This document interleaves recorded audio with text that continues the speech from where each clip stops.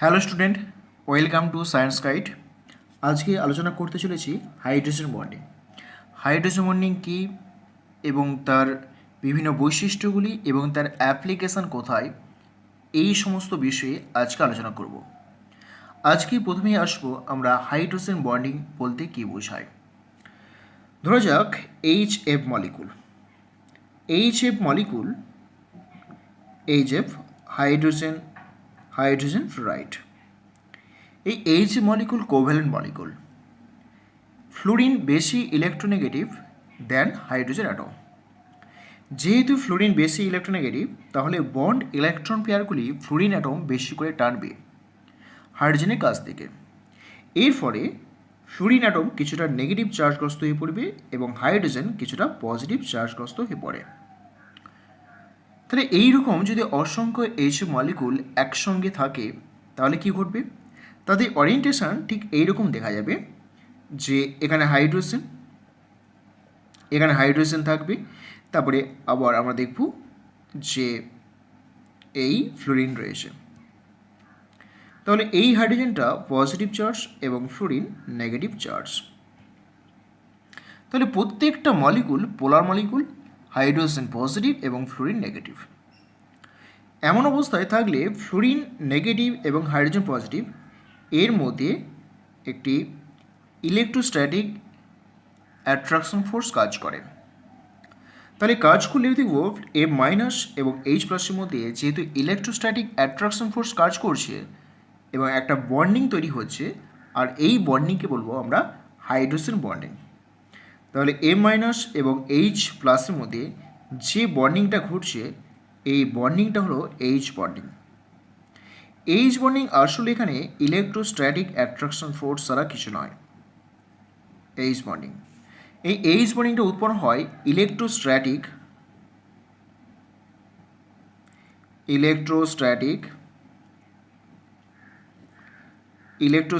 Attraction force.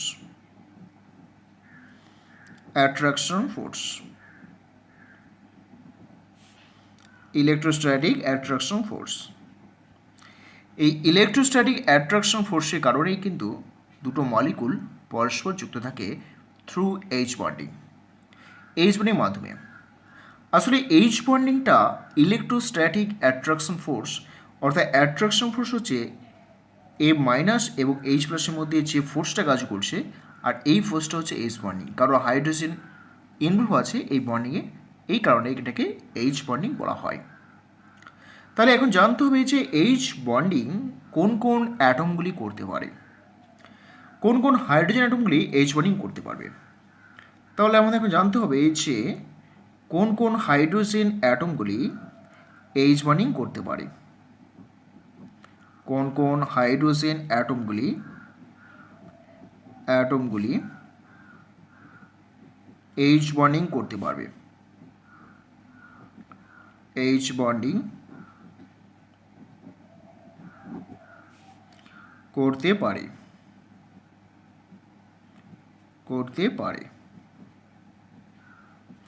কোন কোন H অ্যাটমগুলি? যে সমস্ত হাইড্রোজেন অ্যাটমগুলি হাই ইলেকট্রোনেগেটিভ অ্যাটমের সঙ্গে যুক্ত থাকে সেই সব এইচ অ্যাটমগুলি এইচ বন্ডিং করতে পারে। যেমন অর্থাৎ এইচ অ্যাটমগুলি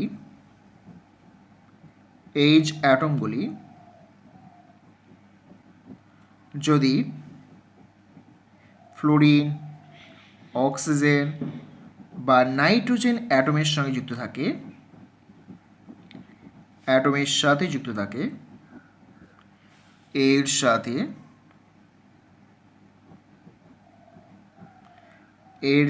যুক্ত থাকে,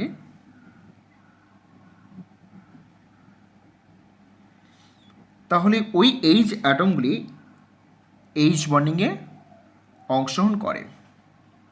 অর্থাৎ ফ্লুরিন, অক্সিজেন এবং নাইট্রোজেন যে অ্যাটমের সঙ্গে যদি হাইড্রোজেন যুক্ত থাকে তাহলে ওই অ্যাটমগুলি এইচ বন্ডিংয়ে অংশগ্রহণ করবে। তাহলে এইসব এইচ অ্যাটমগুলি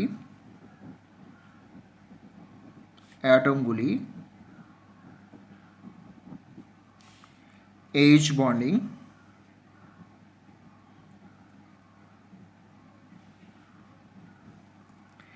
এইচ বন্ডিংয়ে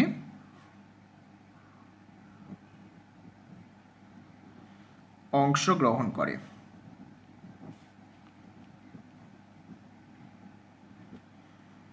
কোন কোন এইচ হাইড্রোজেন অ্যাটম? যে হাইড্রোজেন অ্যাটমগুলো ফ্লুরিন, অক্সিজেন বা নাইট্রোজেনের সঙ্গে যুক্ত। তাহলে আমরা সেইগুলো দেবো, সেই সমস্ত অ্যাটমগুলি এইচ বন্ডিং করবে। ধরো আমরা কিছু মলিকুল দেখি, যেমন ওয়াটার মলিকুল। ওয়াটার মলিকুলে দেখব যে এই যে ওয়াটার মলিকুল রয়েছে, অক্সিজেনের সঙ্গে হাইড্রোজেন যুক্ত আছে। তাহলে এই হাইড্রোজেন দুটো অ্যাটম এইচ বন্ডিংয়ে অংশগ্রহণ করবে, রাইট? তাহলে এখানে এই হাইড্রোজেন অ্যাটমটা আর এই হাইড্রোজেনটা, দুটো হাইড্রোজেন অ্যাটম এইচ বন্ডিংয়ে অংশগ্রহণ করবে। ধরো অ্যামোনিয়া মলিকুল NH3। দেখো অ্যামোনিয়া মলিকুলে সঙ্গে নাইট্রোজেনের সঙ্গে 3টি হাইড্রোজেন আছে। তাহলে এই হাইড্রোজেন অ্যাটমগুলো এইচ বন্ডিংয়ে অংশগ্রহণ করবে। ধরো HF মলিকুল। তাহলে HF মলিকুলে হাইড্রোজেনটা ফ্লুরিনের সঙ্গে যুক্ত। তাহলে এই হাইড্রোজেনটা এইচ বন্ডিংয়ে অংশগ্রহণ করবে। আবার ধরো sulphuric acid, double bond O, এখানে ডাবল বন্ড ও, এখানটায় OH, এখানটায় OH। তাহলে এই হাইড্রোজেন অ্যাটমটা আর এই হাইড্রোজেন অ্যাটমটা, দুটো অ্যাটমই এইচ বন্ডিংয়ে অংশগ্রহণ করবে। ধরো acetic acid CH3 bond C, double bond O, bond OH। তাহলে এখানে যে অ্যাটমটা রয়েছে, এই হাইড্রোজেন অ্যাটমটা এইচ বন্ডিংয়ে অংশগ্রহণ করবে। আবার ধরো ফেনল মলিকুল। এই ফেনল টাইপ কম্পাউন্ডে আমরা দেখব অক্সিজেনের সঙ্গে হাইড্রোজেন যুক্ত আছে। তাহলে এই হাইড্রোজেন অ্যাটমটি এইচ বন্ডিংয়ে অংশগ্রহণ করবে। ধরো benzoic acid, benzoic acid.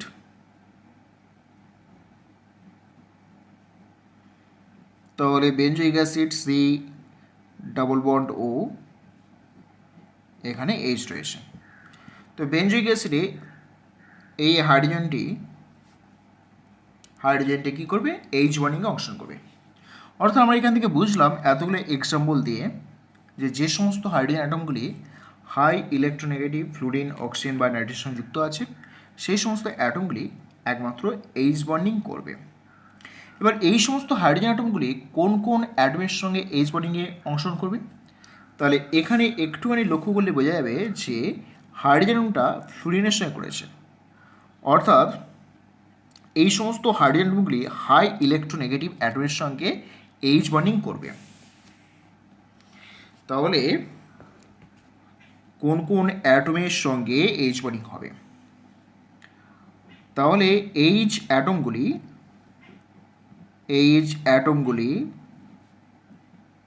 High electronegative atom, electronegative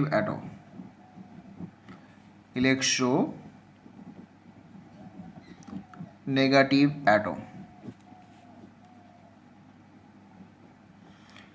high electronegative বলতে ফ্লুরিন, অক্সিজেন, নাইট্রোজেন এবং Cl।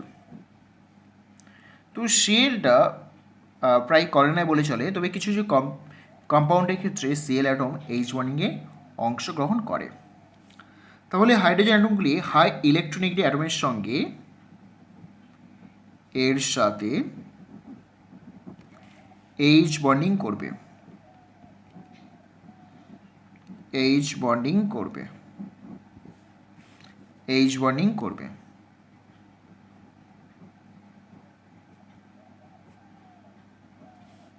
রাইট? এইচ অ্যাটমগুলি high electronegative atom fluorine, oxygen, nitrogen, chlorine এর সাথে এইচ বন্ডিং করবে। তাহলে এই সমস্ত হাইড্রোজেন বলতে এই হাইড্রোজেনগুলোকে বলা হচ্ছে এই হাইড্রোজেনগুলো কার সঙ্গে করবে না এই সমস্ত অ্যাটমগুলো, এর বাইরে কোনো অ্যাটমের সঙ্গে এইচ বন্ডিং করবে না। এবার আসবো যে হাইড্রোজেন বন্ডিংয়ের অভিমুখ কোন দিকে হবে, অর্থাৎ কোন অ্যাটমের বা ডিরেকশন কোন দিকে হবে। আমরা কি দেখব যে এই যে ফ্লুরিন অ্যাটম রয়েছে, হাইড্রোজেন রয়েছে, তাহলে এফ এর সঙ্গে এখানে একটা হাইড্রোজেন অ্যাটম রয়েছে, রাইট। আবার একটা এফ অ্যাটম থাকবে, এর সঙ্গে হাইড্রোজেন রয়েছে, এরকম রয়েছে। তাহলে আমরা দেখব যে ফ্লুরিনের আমরা দেখব তিনটে ইলেকট্রন পেয়ার রয়েছে, 1 electron pair, 2 electron pair and 3 electron pair. H বন্ডিংটা সবসময় হাই ইলেকট্রোনেগেটিভ অ্যাটমের ইলেকট্রন পেয়ার অভিমুখে ঘটবে। তাহলে এইচ বন্ডিং ঘটবে হাই ইলেকট্রোনেগেটিভ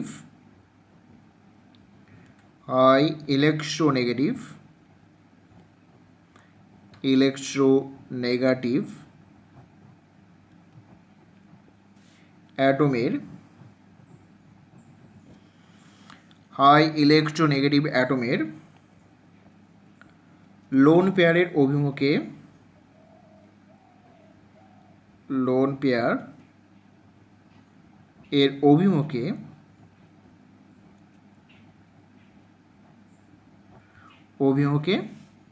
ঘটবে। কেমন? তাহলে এখানে যে হাইড্রোজেন অ্যাটমটা রয়েছে, এই হাইড্রোজেন অ্যাটমটা কি ঘটে না এখানে পজিটিভ চার্জ আর ফ্লুরিন হচ্ছে নেগেটিভ চার্জ।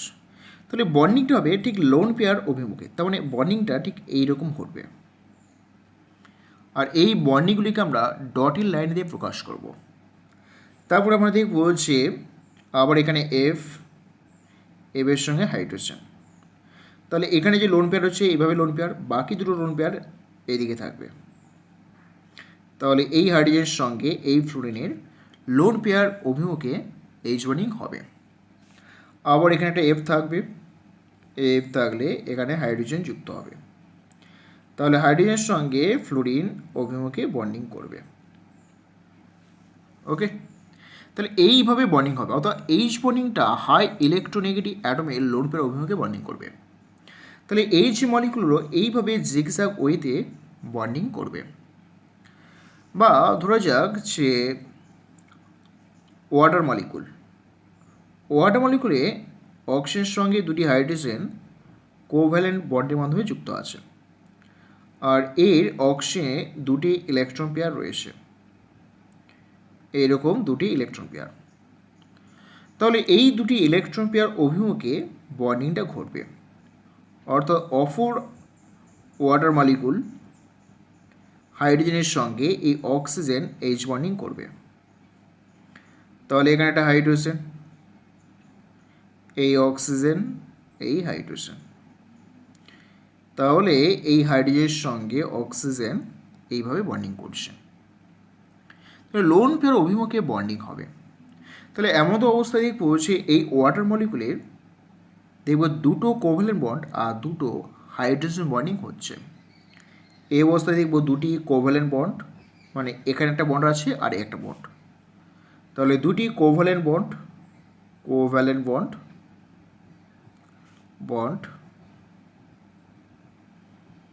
আর দুটি এইচ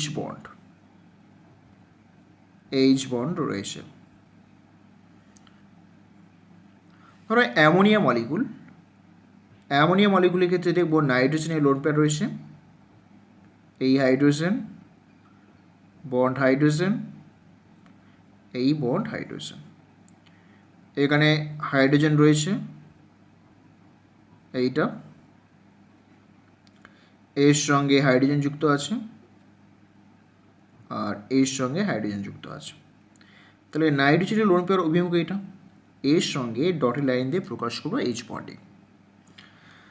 তাহলে এখানে এইচ বন্ডিং যুক্ত আছে। তাহলে প্রতিটা নাইট্রোজেন অ্যাটমের সঙ্গে তিনটে কোভ্যালেন্ট নাইট্রোজেন হাইড্রোজেন বন্ড আছে আর একটা হাইড্রোজেন বন্ডিং রয়েছে।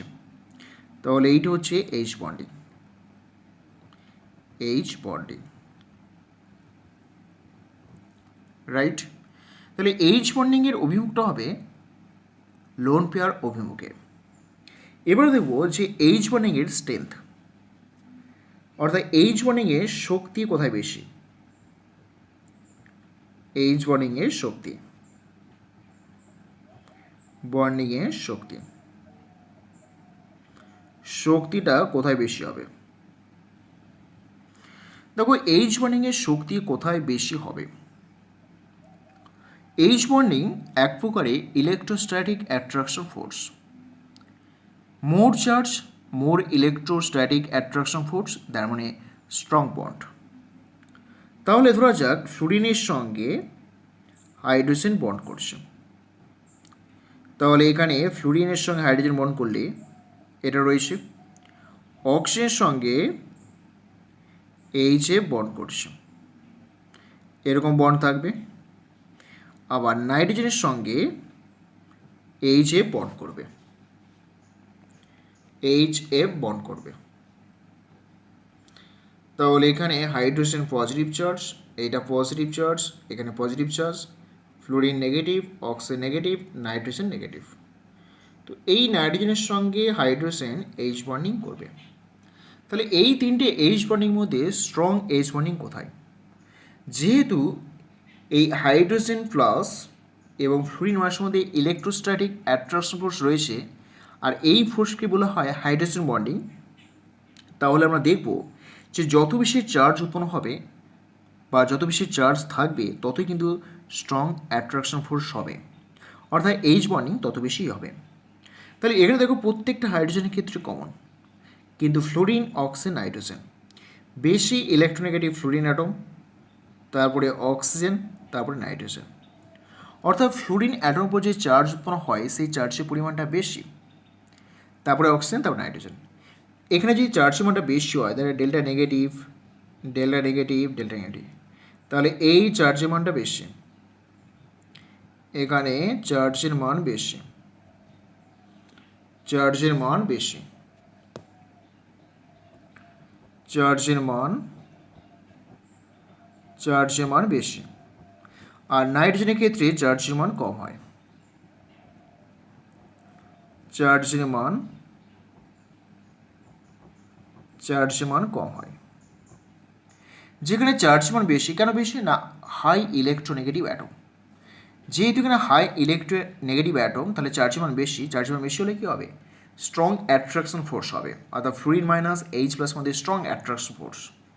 তাহলে আমরা দেখব যে এখানে বন্ড স্ট্রেংথটা বেশি হবে, অর্থাৎ এইটা 1 নম্বর আসবে, এটা 2, এটা 3। কারণ নাইট্রোজেন অ্যাটমে চার্জ সবচেয়ে কম, যেহেতু চার্জ কম তাহলে আমরা দেখব তাদের স্ট্রেংথটাও কমে যাবে। তাহলে 1, তারপর 2, তারপরে 3, এইরকম অর্ডারে আসবে, অর্থাৎ এইচ বন্ডিংয়ের শক্তি আসবে ঠিক এইরকম অর্ডারে। এবার আমরা আলোচনা করব যে এইচ বন্ডিং কত রকম হতে পারে। এইচ বন্ডিং হতে পারে 2 রকম, একটা ইন্ট্রামলিকুলার এইচ বন্ডিং আর একটা ইন্টারমলিকুলার এইচ বন্ডিং। তো এইচ বন্ডিং টাইপস হচ্ছে 2 রকমের টাইপস হয়, টাইপস 2 রকম। একটা বলা হয় ইন্ট্রামলিকুলার এইচ বন্ডিং। তো ইন্ট্রামলিকুলার এইচ বন্ডিং বলতে কি বোঝায়। ইন্ট্রামলিকুলার এইচ বন্ডিং বলতে বোঝায় যে একই মলিকুলের বিভিন্ন অংশের মধ্যে গঠিত এইচ বন্ডিং হবে ইন্ট্রামলিকুলার এইচ বন্ডিং। একই মলিকুলের বিভিন্ন অংশের মধ্যে গঠিত এইচ বন্ডিং হবে ইন্ট্রামলিকুলার এইচ বন্ডিং। কেমন, তাহলে একই মলিকুল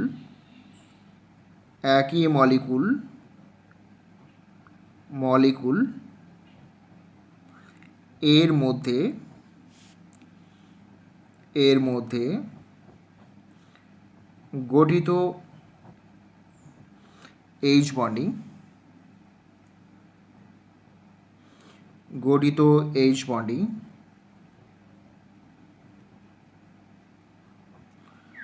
এইচ বন্ডিং, হবে intramolecular H bonding. intramolecular H bonding. H bonding.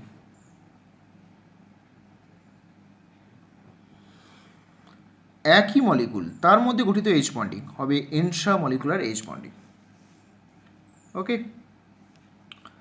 তাহলে আমরা কি দেখব, যে ধরো এক্সাম্পল হিসেবে বলতে পারি অর্থোহাইড্রক্সি বেনজালডিহাইড, এখানে OH রয়েছে আর এখানে HCHO রয়েছে। এটা হচ্ছে ortho hydroxy, O for ortho, hydroxy benzaldehyde, benzaldehyde.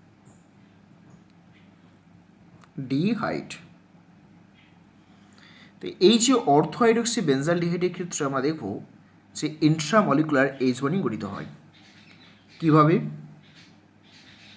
দেখো এখানে ফিনাইল রিং রয়েছে, ফার্স্ট ফিনাইল রিং, এই অক্সিজেন রয়েছে, এই হাইড্রোজেন, এখানে bond C, double bond oxygen রয়েছে আর এই হাইড্রোজেন রয়েছে। তো আমরা জানি যে এই হাইড্রোজেন অ্যাটমটা H বন্ডিং করতে সক্ষম, কারণ অক্সিজেনের সঙ্গে যুক্ত আছে। তাহলে এই হাইড্রোজেনের সঙ্গে এই অক্সিজেন একটা H বন্ডিং ঘটবে। তাহলে H বন্ডিংকে ডটেড লাইন দিয়ে প্রকাশ করব। তাহলে এখানে যে বন্ডিংটা ঘটছে এই বন্ডিংটা হলো H বন্ডিং। আর এই H বন্ডিংটা যেহেতু একই মলিকুলের মধ্যে ঘটে গেছে, মানে একটাই মলিকুলের মধ্যে ঘটছে, তাই এটা ইন্ট্রামলিকুলার H বন্ডিং। তাহলে অর্থোহাইড্রক্সি বেনজালডিহাইড দেখাতে পারি। আবার ধরো এইরকম মলিকুল রয়েছে, অর্থোহাইড্রক্সি বেঞ্জোইক অ্যাসিড, এই OH রয়েছে, সি ডাবল বন্ড ও, এখানে OH রয়েছে। তাহলে এটা হচ্ছে ortho hydroxy benzoic acid, ortho hydroxy benzoic acid, benzoic acid. তাহলে এখানে অর্থোহাইড্রক্সি বেঞ্জোইক অ্যাসিডের ক্ষেত্রে আমরা কি দেখব? দেখব যে এই অক্সিজেনের সঙ্গে হাইড্রোজেন যুক্ত আছে আর এখানে C double bond oxygen bond O H। এবার এই হাইড্রোজেনের সঙ্গে অক্সিজেন একটা বন্ডিং হবে আর এই বন্ডিংকে বলবো আমরা ইন্ট্রামলিকুলার H বন্ডিং। তাহলে এখানে একটা H বন্ডিং হচ্ছে, এই H বন্ডিংকে বলা হয় ইন্ট্রামলিকুলার H বন্ডিং। কারণ কি, এই হাইড্রোজেনটা H বন্ডিং করবে আর এখানে অক্সিজেনের সঙ্গে H বন্ডিংটা হবে। নেক্সট আমরা ভাবতে পারি যে এইরকম একটা মলিকুল রয়েছে, এখানে OH রয়েছে আর নাইট্রো রয়েছে, অর্থাৎ অর্থো নাইট্রো ফেনল, অর্থো নাইট্রোফেনল। এই অর্থো নাইট্রোফেনলের ক্ষেত্রে কি ঘটবে?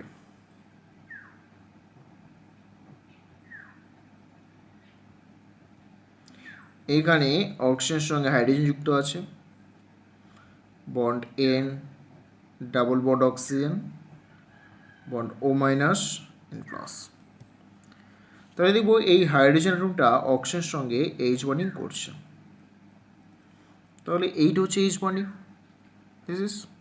তাহলে এইরকম আমরা তিনটে এক্সাম্পল দেখলাম যেখানে মলিকুলগুলো নিজেদের মধ্যে, অর্থাৎ একটাই মলিকুলের মধ্যে যখন গঠিত H বন্ডিং হচ্ছে, এগুলো বলা হয় ইন্ট্রামলিকুলার H বন্ডিং। এবার আসি আমরা ইন্টার নাম্বার 2 সেকেন্ড পয়েন্টে আসি। সেকেন্ড পয়েন্টে আসবে intramolecular H bonding.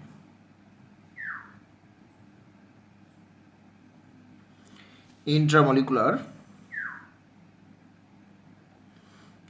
H bonding.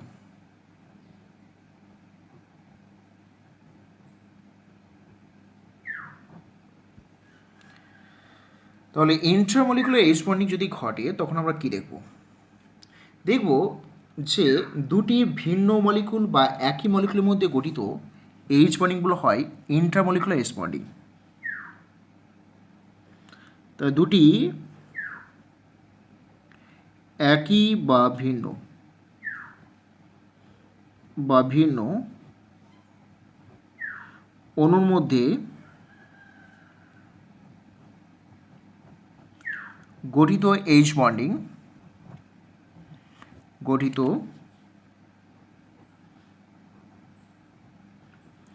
H bonding হবে ইন্ট্রামলিকুলার এইচ বন্ডিং। ইন্ট্রামলিকুলার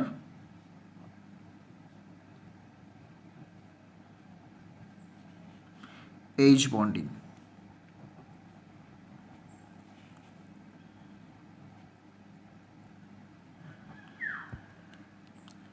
তাহলে ইন্ট্রামলিকুলার এইচ বন্ডিং হচ্ছে এটাই, দুটি একই বা ভিন্ন অণুর মধ্যে গঠিত এইচ বন্ডিং, সেটাই হবে ইন্টারমলিকুলার এইচ বন্ডিং। তাহলে কয়েকটা এক্সাম্পল দেখব সেখানে ইন্টারমলিকুলার এইচ বন্ডিং হয়। প্রথমে দেখব আমরা এইচ মলিকুল। দেখো এই যে মলিকুলের মধ্যে যখন বন্ডিং সৃষ্টি হচ্ছে তখন দুটো মলিকুলের প্রয়োজন হচ্ছে। এখানে একই মলিকুল হচ্ছে, রাইট? তাহলে এই যে বন্ডিংটা সৃষ্টি হয়ে গেল, এখানে যে বন্ডিংটা গঠিত হলো, এই বন্ডিংটা হলো এখানে ইন্ট্রামলিকুলার এইচ বন্ডিং। ইন্ট্রামলিকুলার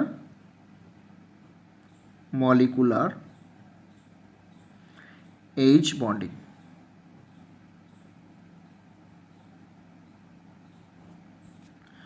যেমন ধরো আমরা যদি বলি যে ওয়াটার মলিকুলের মধ্যে যে বন্ডিংটা সৃষ্টি হয় সেখানে দেখো দুটো মলিকুল পরস্পর এইচ বন্ডিংয়ে আবদ্ধ থাকছে। তাহলে এই বন্ডিংটাও কিন্তু ইন্টারমলিকুলার এইচ বন্ডিং। নেক্সট ধরো অ্যামোনিয়া মলিকুল। এই নাইট্রোজেনের সঙ্গে 3টে হাইড্রোজেন থাকবে, 3টে হাইড্রোজেন, আবার নাইট্রোজেন বন্ড হাইড্রোজেন। তাহলে এদের মধ্যে যে বন্ডিংটা সৃষ্টি হচ্ছে সেই বন্ডিংটা হচ্ছে ইন্টারমলিকুলার এইচ বন্ডিং, রাইট? ধরো acetic acid CH3 bond C, double bond oxygen bond OH, এটার সঙ্গে C অক্সিজেন হাইড্রোজেন রয়েছে, double bond oxygen bond CH3। তাহলে এই অক্সিজেনের সঙ্গে হাইড্রোজেন যে বন্ডিং হচ্ছে বা হাইড্রোজেনের সঙ্গে এই যে অক্সিজেন বন্ডিং হচ্ছে, তাহলে এই দুটো বন্ডিং, এই একটা বন্ডিং আর এখানে একটা বন্ডিং করছে, এই দুটো বন্ডিং হচ্ছে ইন্টারমলিকুলার এইচ বন্ডিং। একই রকম বেনজোইক অ্যাসিডের ক্ষেত্রে দেখব একই ঘটনা ঘটছে। সি ডাবল বন্ড ও, এখানে অক্সিজেন এই হাইড্রোজেন, এখানে বন্ড ডাবল বন্ড অক্সিজেন, এই অক্সিজেন এই হাইড্রোজেন, বন্ড এখানে ফিনাইল গ্রুপ। তাহলে এই অক্সিজেনের সঙ্গে হাইড্রোজেন বন্ডিং করছে আর হাইড্রোজেনের সঙ্গে অক্সিজেন বন্ডিং করছে। তাহলে এইরকম বন্ডিংটা হচ্ছে ইন্টারমলিকুলার এইচ বন্ডিং। ধরা যাক sulphuric acid, H double bond O, এখানে হাইড্রোজেন বন্ড H, তাহলে এখানে H ডবল বন্ড O, এখানে এরকম রয়েছে OH। তাহলে হাইড্রোজেনের সঙ্গে এই অক্সিজেনের যে বন্ডিংটা ঘটছে এই বন্ডিংটা হলো ইন্ট্রামলিকুলার এইচ বন্ডিং। হাইড্রোজেনের সঙ্গে যে অক্সিজেন বন্ডটা ঘটছে এই বন্ডটি হলো ইন্টারমলিকুলার এইচ বন্ডিং।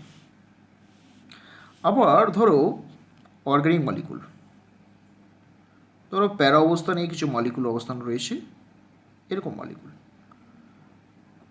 প্যারা হাইড্রক্সি বেঞ্জালডেহিড। তাহলে এই রকম মলিকুলের ক্ষেত্রে আমরা কী দেখব? না, এই হাইড্রোজেনের সঙ্গে এই অক্সিজেন বন্ডিং সম্ভব নয়, কারণ লং ডিস্টেন্স। তাহলে অপর মলিকুল, ধরো অপর একটা মলিকুল, এর একটা মলিকুল যদি বন্ডিং করে অক্সিজেনের সঙ্গে হাইড্রোজেন বন্ডিং করছে, সি ডাবল বন্ড অক্সিজেন এটা, তাহলে এই দুটো মলিকুলের মধ্যে যে বন্ডিংটা সৃষ্টি হচ্ছে সেটা হচ্ছে এইচ বন্ডিং, এরকম হতে পারে। আবার ধরো নাইট্রো গ্রুপ আছে এরকম কম্পাউন্ডের ক্ষেত্রে, এই অক্সিজেনের সঙ্গে হাইড্রোজেন আছে আর নাইট্রো এই মাইনাস, তাহলে এখানে হাইড্রোজেনের সঙ্গে এই মাইনাসের সঙ্গে বন্ডিং সম্ভব নয়। তাহলে কি দেখব, দেখব কি এই অক্সিজেন বন্ড হাইড্রোজেন আছে আর এখানে এন ডাবল বন্ড ও আর ও মাইনাস, নাইট্রোজেন পজিটিভ চার্জ। তাহলে এখানে যে বন্ডিংটা গঠিত হচ্ছে সেই বন্ডিংটা হচ্ছে ইন্টারমলিকুলার এস বন্ডিং। তাহলে এত মলিকুল এক্সাম্পল দিলাম যে কোনগুলো ইন্টারমলিকুলার এস বন্ডিং, কোনটা ইন্ট্রামলিকুলার এস বন্ডিং। এখন আমরা দেখব যে এইচ বন্ডিংয়ের প্রয়োগ, অর্থাৎ এইচ বন্ডিং কোথায় আমরা অ্যাপ্লিকেশন করতে পারি। প্রথমত আমরা ফিজিক্যাল স্টেট অর্থাৎ ভৌত অবস্থায় অ্যাপ্লিকেশন করতে পারি। নাম্বার 1 ভৌত অবস্থা, যেমন ধরো ওয়াটার মলিকুল লিকুইড বা তরল, কিন্তু হাইড্রোজেন সালফাইড গ্যাস, অথচ অক্সিজেন এবং সালফার উভয়ই একই গ্রুপে রয়েছে, দ্যাট ইজ অক্সিজেন সালফার এই একই গ্রুপে রয়েছে। একই গ্রুপে থাকা সত্ত্বেও ওয়াটার তরল এবং হাইড্রোজেন সালফাইড গ্যাস, এরকম হওয়ার কারণ কি? কারণ হলো এই যে ওয়াটার মলিকুল রয়েছে অক্সিজেনের সঙ্গে হাইড্রোজেন, এই অক্সিজেনের সঙ্গে হাইড্রোজেন, তাহলে অক্সিজেনের সঙ্গে হাইড্রোজেন থাকবে এইচ বন্ডিং, এই অক্সিজেনের সঙ্গে হাইড্রোজেন থাকবে H bonding.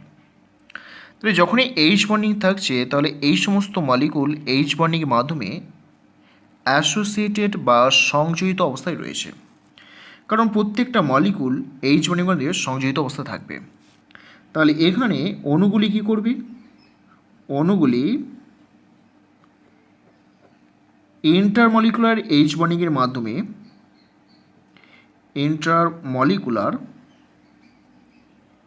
Molecular H bonding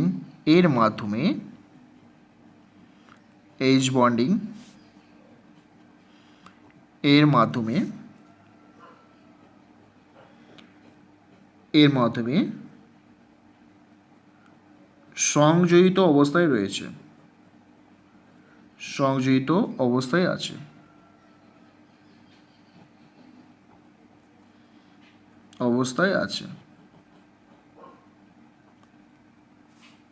right, কিন্তু হাইড্রোজেন সালফারের ক্ষেত্রে আমরা কী দেব?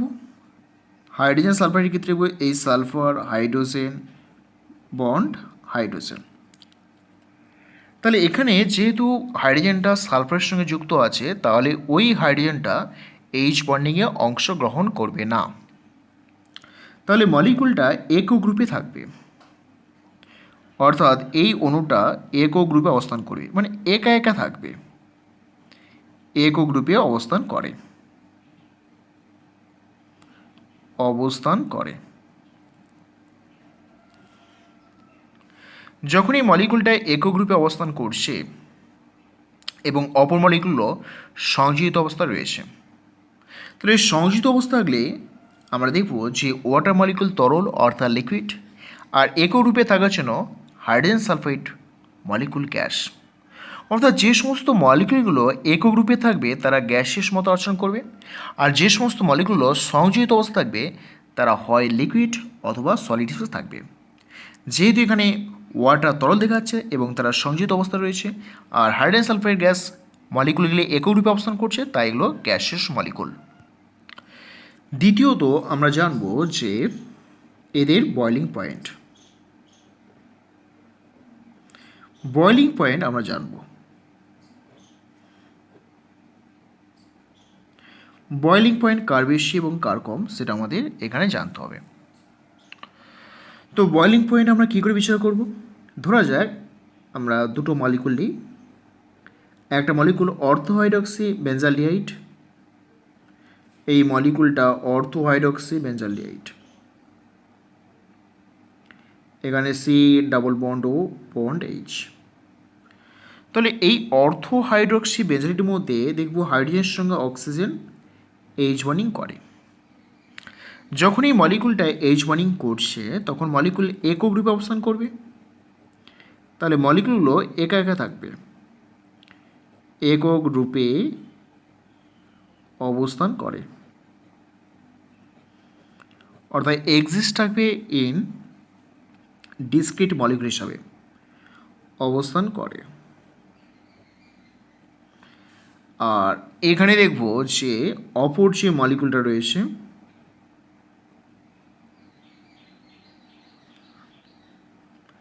এইটা রয়েছে, এর সঙ্গে এখানে C double bond oxygen bond hydrogen, এরপর একটা মলিকুল রয়েছে,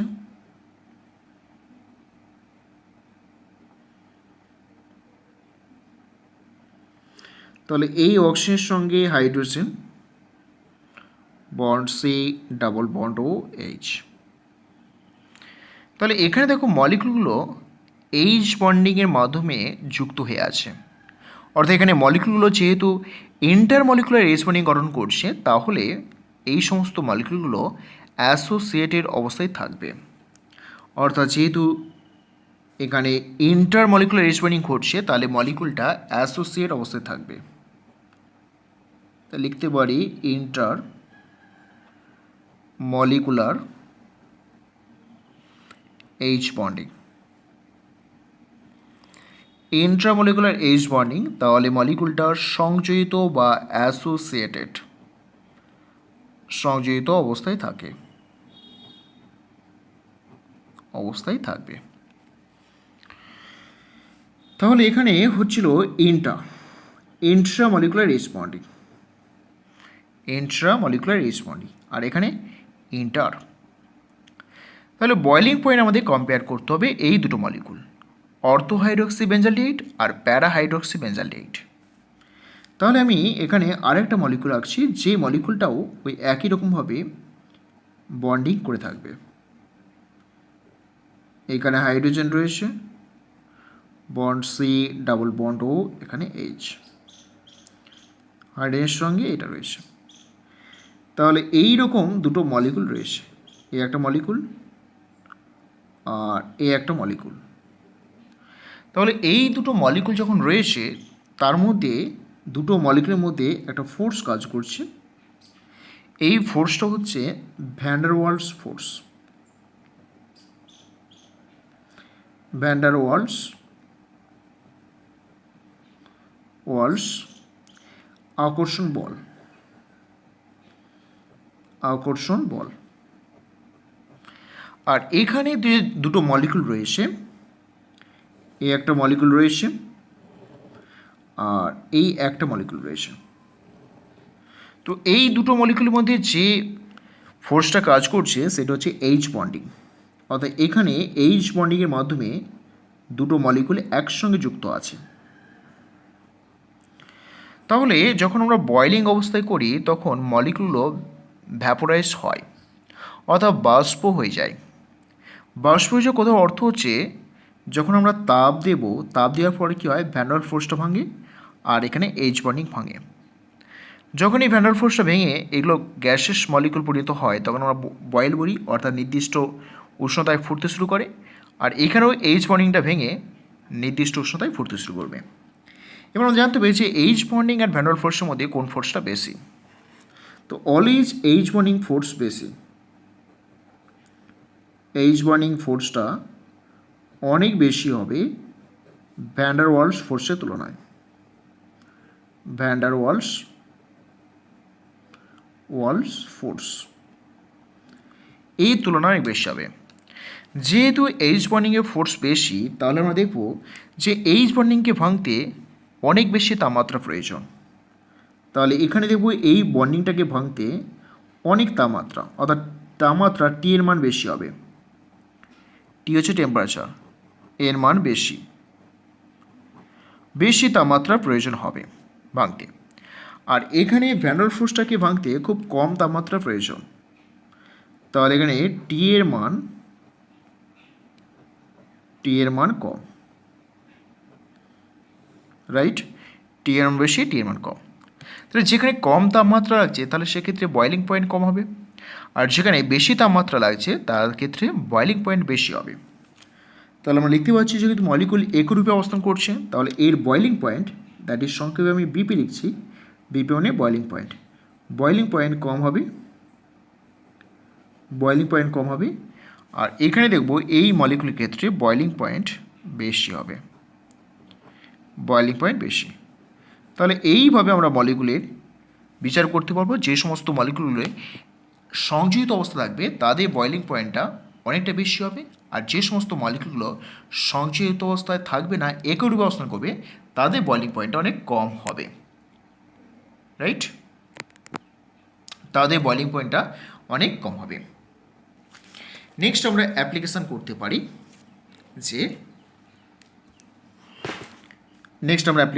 পারি নাম্বার 3, ভোলাটিলিটি। ভোলাটিলিটি হচ্ছে উদ্বায়িতা।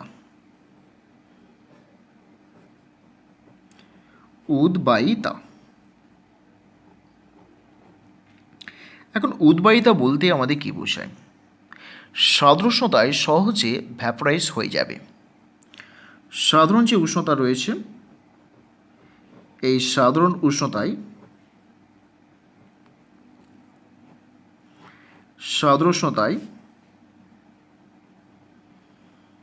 সহজে বাষ্পে পরিণত হয়। যে সমস্ত মলিকুলগুলো সাধারণ উষ্ণতায় বাষ্পে পরিণত হয় তাদের বলা হয় উদ্বায়ী মলিকুল। তাদের আমরা বলবো উদ্বায়ী মলিকুল বা অণু। তাহলে কি করে চিনবো আমরা কোনটা উদ্বায়ী অণু?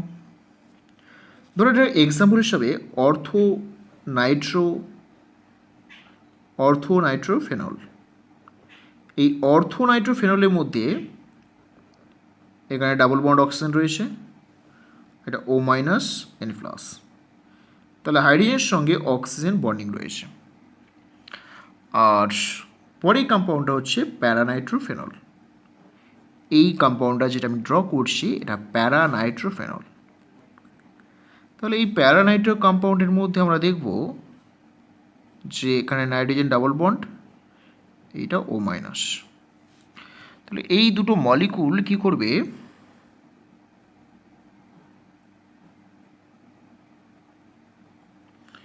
এখানে অক্সিজেন বন্ড হাইড্রোজেন বন্ড, এখানে N ডাবল বন্ড O, এটা মাইনাস এটা প্লাস। এবারে এই হাইড্রোজেনের সঙ্গে এই অক্সিজেন বন্ডিং করবে। তাহলে প্যারানাইট্রোফেনলের ক্ষেত্রে আমরা দেখব যে এই প্যারানাইট্রো কম্পাউন্ডটা বন্ডিং করছে থ্রু H বন্ডিং, আর অর্থোনাইট্রো বন্ডিং করছে থ্রু, এইখানেও বন্ডিং করছে, এইখানে হচ্ছে ইন্ট্রামলিকুলার H বন্ডিং ঘটছে, ইন্ট্রামলিকুলার H বন্ডিং। আর এখানে ঘটছে কি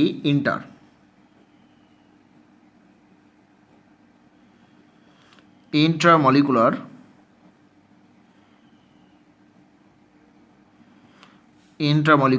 H বন্ডিং। যখন এই ইন্ট্রামলিকুলার H বন্ডিং ঘটছে তাহলে অণুগুলো সংযোজিত অবস্থায় থাকে,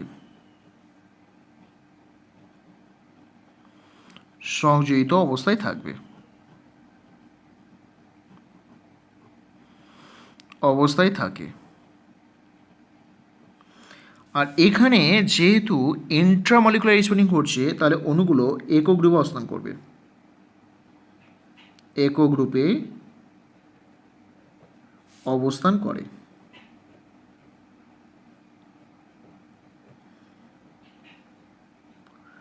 অণুগুলি একক গ্রুপে অবস্থান করছে। ওকে, তাহলে এবার দেখব যে কোন মলিকুলগুলো সহজে বাষ্পীভূত হবে।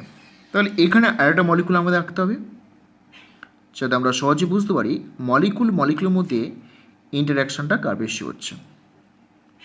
তাহলে এখানেও আরেকটা মলিকুল লাগলে সেই মলিকুলটা এরকম থাকবে। তাহলে দেখো এখানে যে দুটো মলিকুল আছে, এই একটা মলিকুল আর এখানে একটা মলিকুল আছে, এই দুটো মলিকুলের মধ্যে একটা ইন্টারাকশন কাজ করছে। তাহলে এখানে যে ফোর্সটা কাজ করছে সেই ফোর্সটা হলো ভ্যান ডার ওয়ালস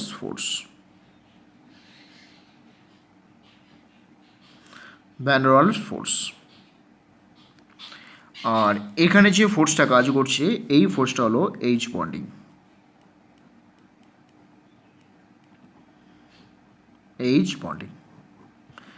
তাহলে এবার সাধারণ উষ্ণতায় কোন বন্ডটাকে সহজে ভাঙবে? আমরা জানি ভ্যান ডার ওয়ালস ফোর্সটা হচ্ছে উইক ফোর্স, ভীষণ দুর্বল একটা ফোর্স।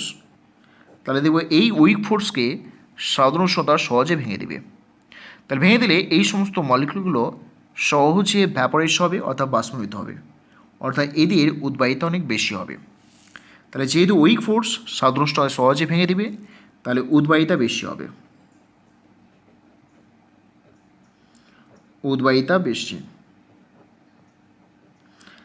তাহলে এখানে উদ্বায়িতা কম হবে,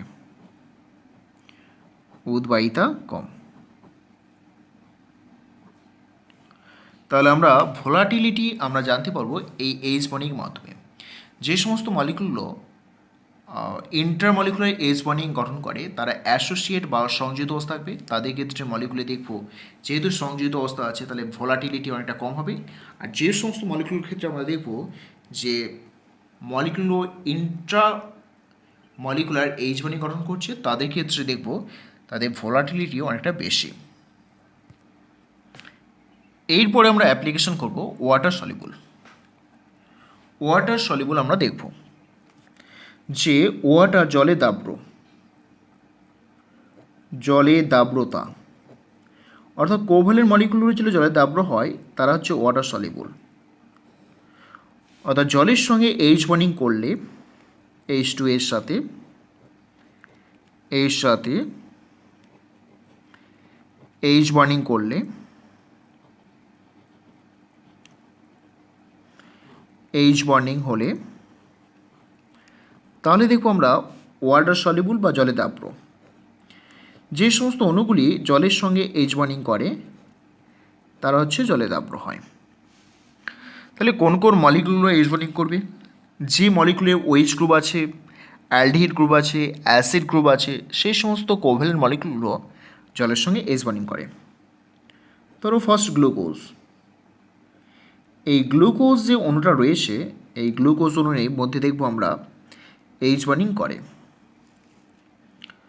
তাহলে গ্লুকোজ অণুর মধ্যে আমরা দেখব এইচ বন্ডিং হবে। ধরো C+OH,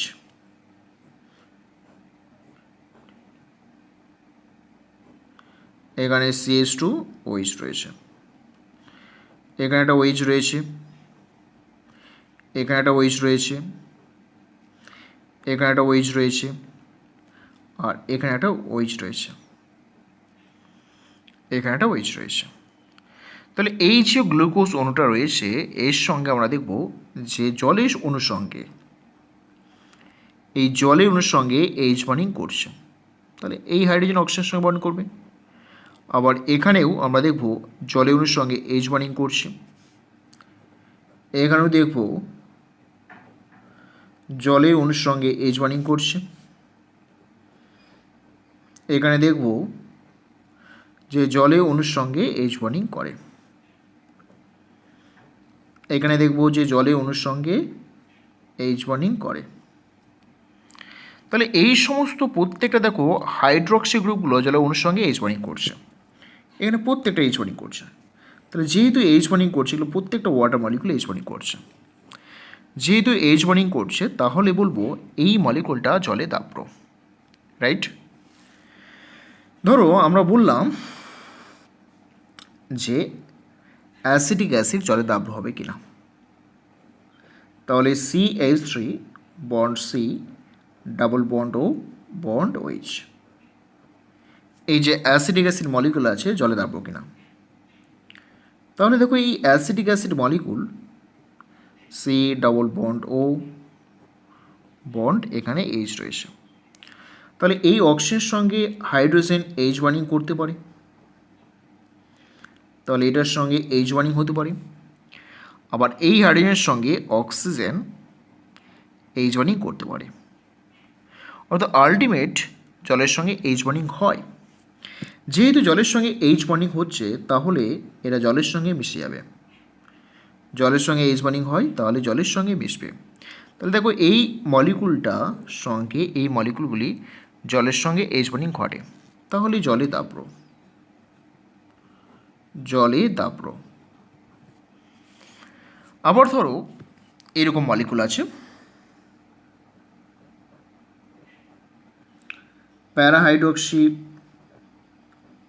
প্যারাহাইড্রক্সি ধরো বেনজালডেহিড মলিকুল রয়েছে, তাহলে এই ওইচের সঙ্গে জলের এইচ বন্ডিং হবে,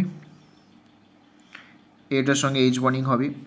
আবার এই অক্সিজেনের সঙ্গে হাইড্রোজেনের এইচ বন্ডিং হবে। তাহলে এখানে দেখবো যেহেতু এইচ বন্ডিং ঘটছে তাহলে আমরা কী দেখব না এইটা ওয়াটার সলিউবল হয়ে যাবে, জলে দাব্র। ওকে, ধরো আরও মলিকুল দেখব যে ইথানল মলিকুল।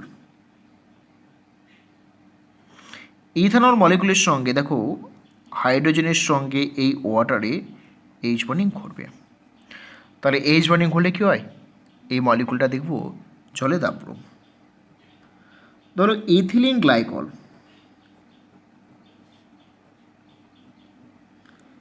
ইথিলিন গ্লাইকল, তাহলে ইথিলিন গ্লাইকলের সঙ্গে দেখব ওয়াটার মলিকুলে এইচ বন্ডিং ঘটে, এখানে ওয়াটার মলিকুলের সঙ্গে এইচ বন্ডিং ঘটে। যেহেতু ওয়াটার মলিকুলের সঙ্গে এইচ বন্ডিং ঘটছে, দিস ইজ ওয়াটার মলিকুল, এখানে ওয়াটার মলিকুলের সঙ্গে এইচ বন্ডিং ঘটছে, তাহলে ইথিলিন গ্লাইকল কী করবে, জলের সঙ্গে দ্রবীভূত হয়ে যায়। তাহলে এইটা হচ্ছে ইথিলিন গ্লাইকল, ইথিলিন গ্লাইকল। আবার ধরো গ্লিসারল, গ্লিসারল, এই গ্লিসারলের ক্ষেত্রে দেখব যে CH2OH রয়েছে, তাহলে প্রত্যেকটা এইচ বন্ডিং ঘটে, এই হাইড্রোজেনের সঙ্গে, এই হাইড্রোজেনের সঙ্গে, আবার এই হাইড্রোজেনের সঙ্গে এইচ বন্ডিং ঘটে। যেহেতু প্রত্যেকটা OH গ্রুপের সঙ্গে এইচ বন্ডিং ঘটে তাহলে এইটা কিন্তু ওয়াটার সলিউবল, দ্যাট ইজ জলে দাব্র। তাহলে এইভাবে আমরা দেখব যে সমস্ত মলিকুলগুলো জলে দাব্র হয় তারা প্রত্যেকটা জলের সঙ্গে এইচ বন্ডিং করবে। এবার ধরা যাক আমরা যদি কিছু কম্পেয়ার করি, ডাইমিথাইল ইথার এ একটা মলিকুল, আর এখানে ইথানল CH2OH, আর এখানে আছে ইথিলিন গ্লাইকল। তাহলে দেখব এখানে কোথায় বেশি এইচ বন্ডিং ঘটবে, যত বেশি OH গ্রুপ পাওয়া যাবে তত বেশি এইচ বন্ডিং ঘটবে, যত বেশি OH গ্রুপ পাওয়া যাবে তত হচ্ছে এইচ বন্ডিং ঘটবে। এখানে OH গ্রুপের সংখ্যা 2, এখানে OH গ্রুপের সংখ্যা 1, আর এখানে OH গ্রুপের সংখ্যা নেই, তাহলে এখানটায় এইচ বন্ডিং বেশি, এই মলিকুলের এইচ বন্ডিং বেশি, এইচ বন্ডিং বেশি, আর এখানে এইচ বন্ডিংয়ের সংখ্যা কম,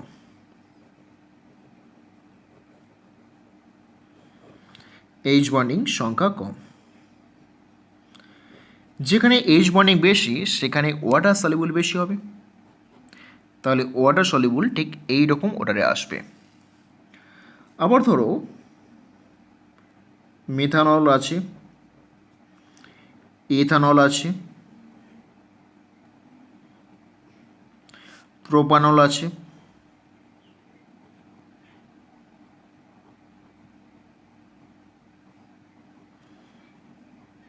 এরকম রয়েছে। তাহলে এই তিনটে মলিকুলের মধ্যে তাহলে দেখো এই হাইড্রোজেনের সঙ্গে অক্সিজেন এইচ বন্ডিং করে, এই হাইড্রোজেনের সঙ্গে অক্সিজেন এইচ বন্ডিং করে, এই হাইড্রোজেনের সঙ্গে অক্সিজেন এইচ বন্ডিং করে, রাইট। কিন্তু এই সমস্ত হাইড্রোজেনগুলির সঙ্গে এইচ বন্ডিং হয় না, কারণ এইগুলো হাইড্রোজেনগুলো কার্বনের সঙ্গে যুক্ত। তাহলে এই অংশগুলো জলের সঙ্গে দ্রবীভূত হয় না, তাহলে এখানে হাইড্রোজেন বন্ডিং ঘটবে না, এখানে ঘটবে না, ঘটবে না। তাহলে যেহেতু এখানে দেখো বেশি কার্বন রয়েছে এবং হাইড্রোজেন রয়েছে, অর্থাৎ এই সমস্ত অ্যাটমগুলো ওয়াটার ইনসলুবল, তাহলে এখানে ওয়াটার ইনসলুবল পরিমাণটা বেশি, কারণ বেশি কার্বন রয়েছে, বেশি হাইড্রোজেন রয়েছে। তাহলে দেখবো সলিবিলিটি বেশি আসবে ফার্স্ট কম্পাউন্ড, তারপরে সেকেন্ড, তারপরে থার্ড। কারণ এই যে মলিকুলটা রয়েছে এই মলিকুলের আমরা দেখব যেখানে বেশি সংখ্যক ইনসলুবল পার্টটা রয়েছে, আর এখানে ইনসলুবল পার্টটা কম সংখ্যক রয়েছে, তাহলে এইটা বেশি হবে ওয়াটার সলিবল, রাইট। আবার যদি আমরা কম্পেয়ার করি যে এরকম একটা মলিকুল অর্থো হাইড্রক্সি বেনজালডিহাইড, যে মলিকুলটা কিনা এইচ বন্ডিং করবে এরকম, আর প্যারা হাইড্রক্সি বেনজালডিহাইড যেখানে কিনা এইচ বন্ডিং হবে, নিচেদের মধ্যে বন্ডিং হচ্ছে না। তাহলে এখানে দেখব যে ওয়াটার মলিকুল বন্ডিং করবে, যেহেতু জলের মধ্যে দেওয়া হয়েছে, তাহলে এখানে ওয়াটার মলিকুল বন্ডিং করবে, ওকে, এখানে ওয়াটার মলিকুল বন্ডিং করবে। তাহলে এখানে ওয়াটার মলিকুল বন্ডিং করবে, এখানে ওয়াটার মলিকুল বন্ডিং করবে। তাহলে এই মলিকুলটা দেখো ওয়াটার মলিকুল যখন বন্ডিং হচ্ছে তখন এইটা ওয়াটার সলিবল, আর এখানে যেহেতু ইন্ট্রামলিকুলার এইচ বন্ডিং ঘটে যাচ্ছে, তাহলে ওয়াটার মলিকুল আর বন্ডিং করবে না। যেহেতু ওয়াটার মলিকুল বন্ডিং করবে না, তাহলে এর দেখব সলিবিলিটি বেশি হবে। তাহলে এইভাবে ওয়াটার মলিকুলের সলিবিলিটি আমরা কম্পেয়ার করতে পারবো। Thank you for watching this video.